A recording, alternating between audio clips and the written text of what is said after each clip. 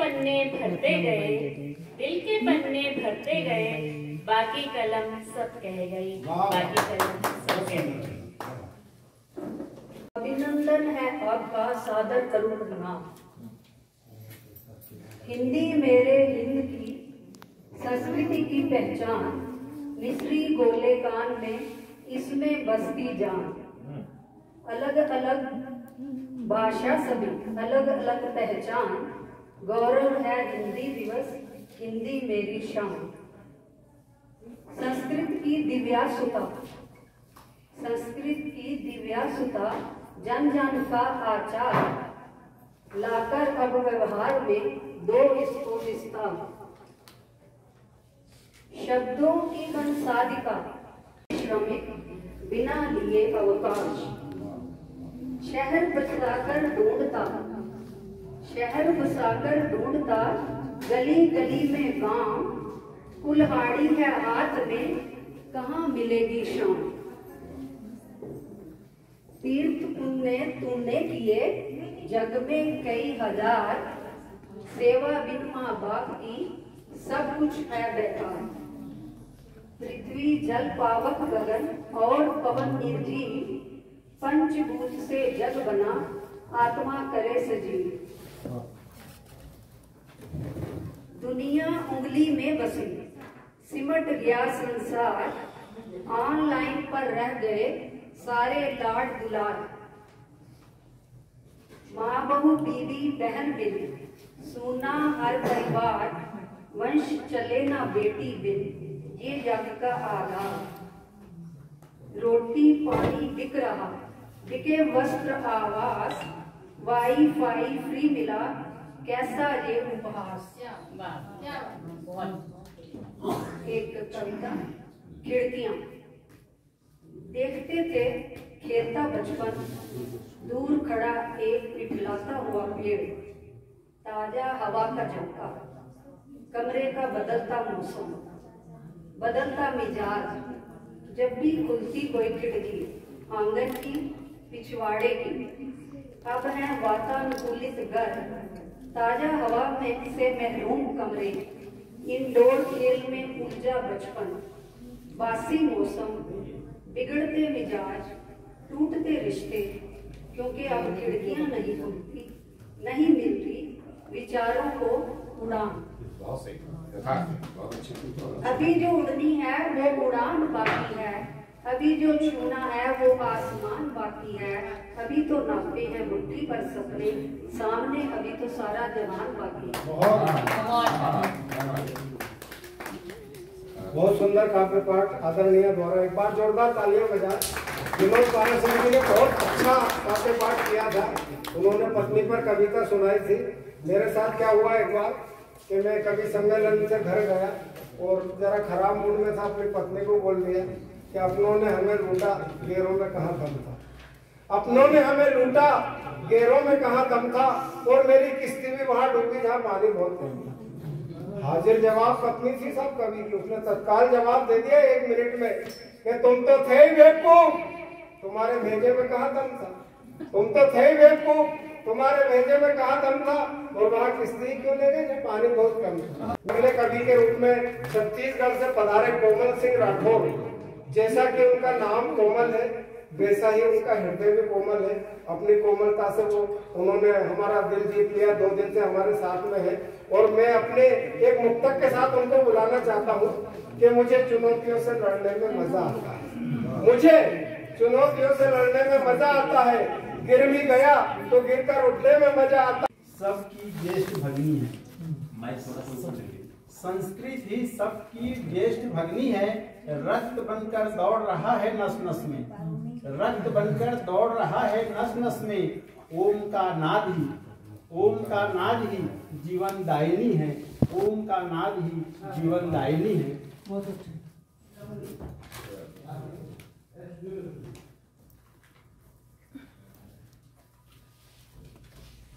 हाथ से फिसलती जिंदगी, रेत की तरह हाथ से फिसलती जिंदगी। उठती गिरती फिर संभलती जिंदगी, उठती गिरती फिर संभलती जिंदगी।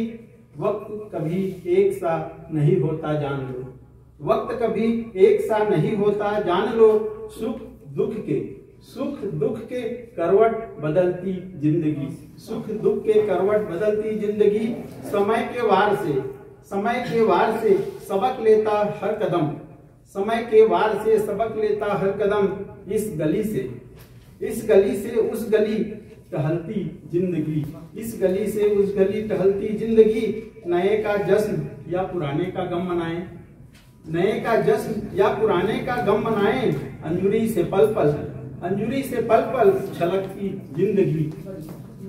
अंतिम है, सफर तो मिलने बिछड़ने का है कोमल, सफर तो मिलने बिछड़ने का है कोमल, पत्तियों पर बूंद सी मचलती जिंदगी, पत्तियों पर बूंद सी मचलती जिंदगी, रेत की तरह हाथ से फिसलती जिंदगी, उठती गिरती फिर संभलती जिंदगी। धन्यवाद। भारत के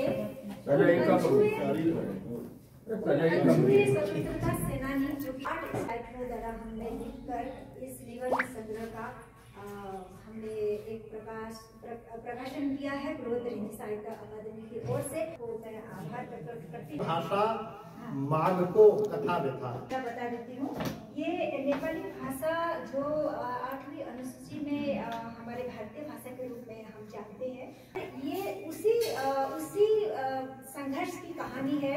जब भाषा मांग बोलते हैं, लेकिन नेपाली में माघ बोलते हैं।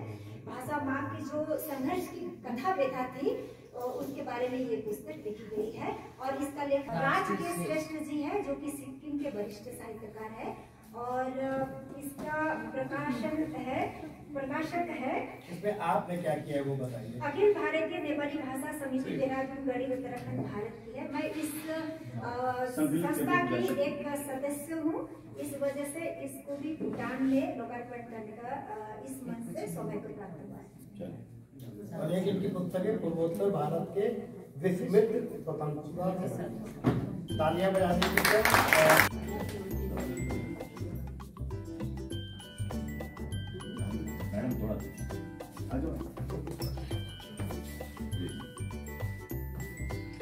बनाते तो सबको और भी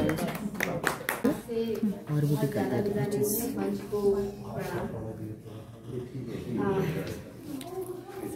समय कम है, तो सीधा मुद्दे पर आती हूँ। एक पति की दुख भरी दास्तां सुनाते।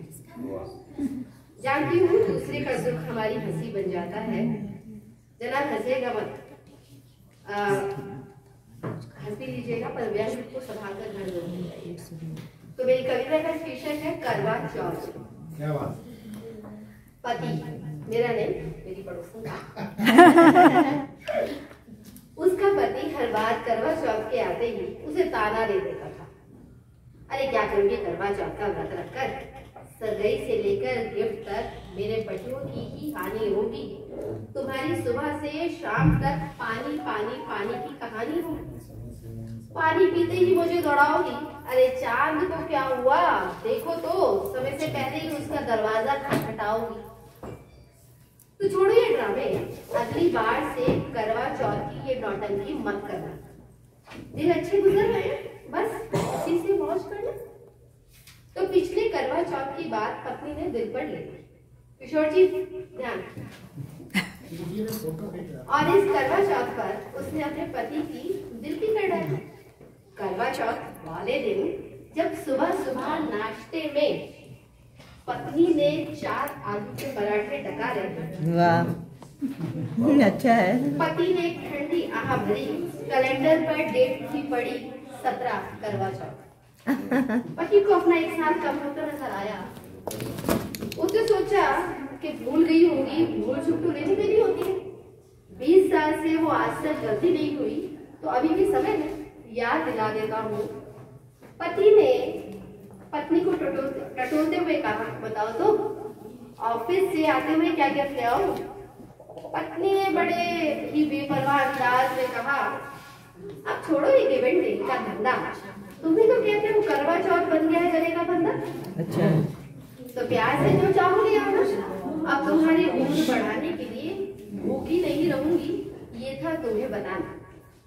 पति की बाईं आंख फड़फड़ाई, दिल की नसों में भी थोड़ी सी रुकावट सी नजर आई।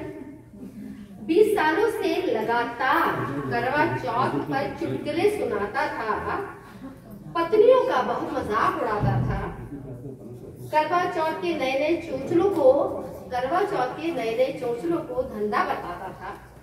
पत्नी आज से तो बुरा नहीं मानी थी, पर आज तो बन गई एक नई कहानी थी। अरे माँ बहन दोस्तों को क्या शक्ल दिखाऊंगा, ऑफिस में जाकर कौन सा किस्सा सुनाऊंगा। पत्नी ने करवा चौथ के नाम पर डायमंड की अंगूठी का चूना लगा दिया, ऐसी डींगे कैसे हकूंगा। पति ने कश्मकश में पड़ गया। अगर कहता हूँ कुछ नहीं होता मेरे लिए, दुनिया के लिए करवा चौथ का व्रत रख लो तो हिपोक्रेट कहलाऊंगा। सीधे सीधे कहता हूँ तुम्हारे व्रत से मेरी आस्था बंधी है। जब एक दिन एक्सीडेंट होते होते बचा था, तब सारे करवा चौथों को थैंक यू कहा। अच्छा। अब तो बात हाथ से निकल गई थी, ये जुबान इतनी क्यों चल गई थी।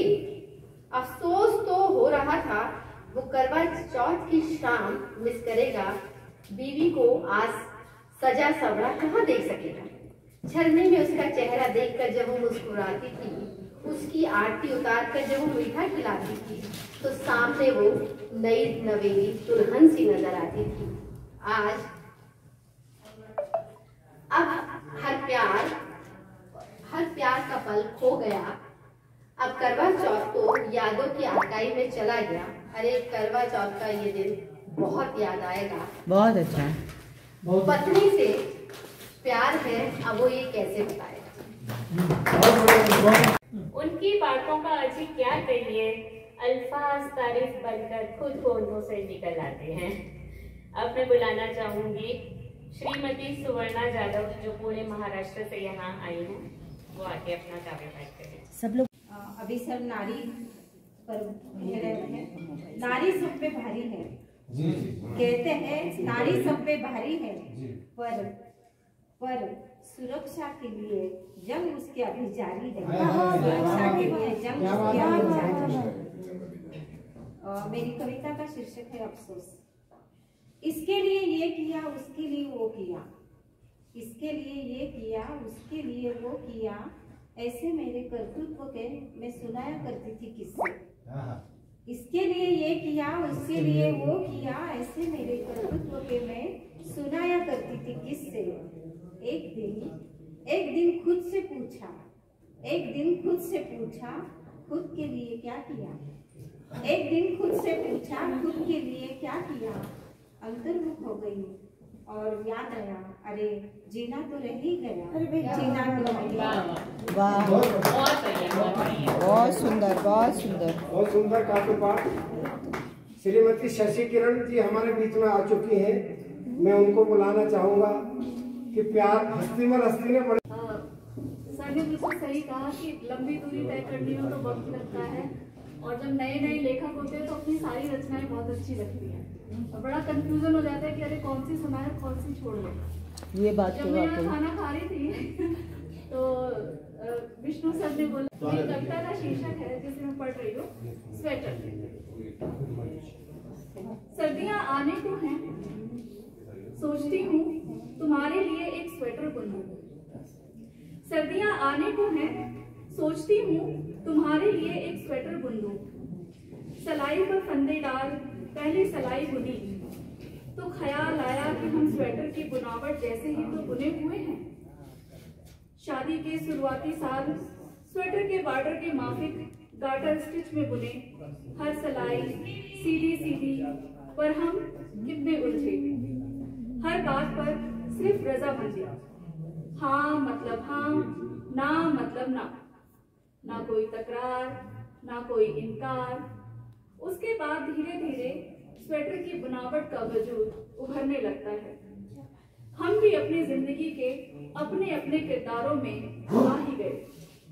बुनावट वाला सीधा तुम्हारा और उल्टा मेरा, और मेरे हिस्से में आई जोड़ की कई गांठें, मेरे हिस्से में आई खुरदुरी सिलाइयां, मेरे हिस्से में आया फंदों का कंदन, उठा हुआ सारी। वाह वाह वाह वाह, बहुत अच्छा है, बहुत अच्छा है, वाह वाह वाह वाह, बहुत अच्छा है।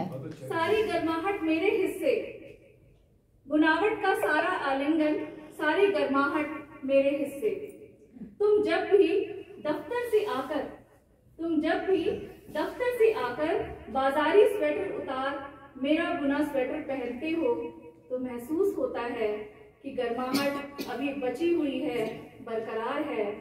हमारा वजूद जैसे सिक्के के दोनों पहलू, आईने का अक्ष, दूध में मिला पानी, फूल में समाई खुशबू और हमारी परछाई की तरह हमसे लिपटी हुई आज भी रहेगी, हमेशा के लिए, सदा के लिए।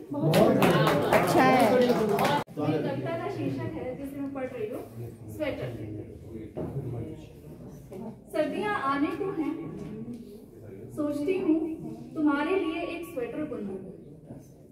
सर्दियाँ आने को हैं, सोचती हूँ तुम्हारे लिए एक स्वेटर बुनूं। सलाई पर फंदे डाल पहले सलाई बुनी तो ख्याल आया कि हम स्वेटर की बुनावट जैसे ही तो बुने हुए हैं। शादी के शुरुआती साल स्वेटर के बॉर्डर के माफिक गार्टर स्टिच में बुने, हर सलाई सीधी सीधी, पर हम कितने उलझे। हर बात पर सिर्फ रजामंदी, हाँ मतलब हाँ, ना मतलब ना, ना कोई तकरार, ना कोई इनकार। उसके बाद धीरे धीरे स्वेटर की बनावट का वजूद उभरने लगता है। हम भी अपनी जिंदगी के अपने अपने किरदारों में आ ही गए। बुनावट वाला सीधा तुम्हारा और उल्टा मेरा, और मेरे हिस्से में आई जोड़ की कई गांठें, मेरे हिस्से में आई खुरदुरी सिलाइयां, मेरे हिस्से में आया फंदों का कंदन, उठा हुआ सारी। वाह वाह वाह वाह, बहुत अच्छा है, बहुत अच्छा है, वाह वाह वाह वाह वाह, बहुत अच्छा है। सारी गर्माहट मेरे हिस्से, बुनावट का सारा आलिंगन, सारी गर्माहट मेरे हिस्से। तुम जब भी दफ्तर से आकर बाजारी स्वेटर उतार मेरा बुना स्वेटर पहनते हो तो महसूस होता है कि गर्माहट अभी बची हुई है, बरकरार है। हमारा वजूद जैसे सिक्के के दोनों पहलू, आईने का अक्ष, दूध में मिला पानी, फूल में समाई खुशबू और हमारी परछाई की तरह हमसे लिपटी हुई आज भी रहेगी, हमेशा के लिए, सदा के लिए। अच्छा है। निभते कहाँ है प्यार के रिश्ते ज़बान से, निभते कहाँ है प्यार के रिश्ते ज़बान से, कुछ लेन देन कीजिए दिल की दुकान से। अच्छा है। यह जिस्म एक भूख है, सदियों की प्यास है। यह जिस्म एक भूख है, सदियों की प्यास है। सेहत सुधार लीजिए कुछ खान पान से, सेहत सुधार लीजिए कुछ खान पान से। शेर देखिएगा, ये इश्क वैसे घाट का सौदा है दोस्तों, सुनिएगा। यह इश्क वैसे घाट का सौदा है दोस्तों, यह इश्क वैसे घाट का सौदा है दोस्तों। हर क्षण नहीं निकलता है हीरा खदान से, हर क्षण नहीं निकलता है हीरा खदान से। आप सबको समर्पित करता हूँ, स्वागत है। अम्न का पाठ सबको पढ़ा दीजिए, अम्न का पाठ सबको पढ़ा दीजिए, रूबरू जिंदगी से करा दीजिए। नफरतों का शहर तो बनाया बहुत, नफरतों का शहर तो बनाया बहुत, प्यार का एक नगर तो बना दीजिए। कविता से पढ़ती हूँ, माफी चाहूंगी। स्वागत है। शीर्षक है fall in love. Do we really fall in love, do we really fall in love, या फिर प्रेम में उत्कर्ष की प्राप्ति होती है। पश्चिमी अवधारणा है कि हम प्रेम में गिरते हैं। पश्चिमी अवधारणा है कि हम प्रेम में गिरते हैं। एक और आकाश। जब आकाश कम पड़ जाता है, जब आकाश कम पड़ जाता है, लिखते लिखते मैं मांगने लगती हूँ तुमसे एक और आकाश।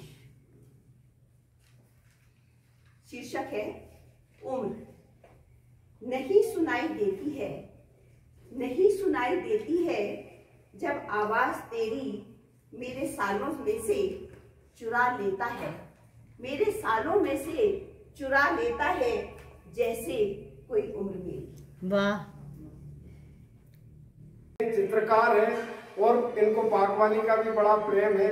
हमारे सर भी साथ में बैठे हुए हैं, वे भी बहुत बड़े आधिकारिक पद से सेवानिवृत्त हुए। बैंक नोट प्रेस, जहां से नोट छप के हमारी जेबों में आते हैं, वहां के जनरल मैनेजर पद से रिटायर हुए और बड़ी विनम्रता से हमारे कार्यक्रम में सहयोग कर रहे हैं। एक बार श्री आर.सी. मोटवानी जी के लिए जोरदार तालियां बजाएं और आर.सी. मोटवानी जी को काफी बात के लिए सदर आमंत्रित करते हैं। पहले ही बहुत सुना चुकी हूँ, बस अब एक छोटी सी गजल सुनाना चाहूंगी। महकते हैं, संभलते हैं, मगर हम फिर भी चलते हैं। बहकते हैं, संभलते हैं, मगर हम फिर भी चलते हैं। किसी भी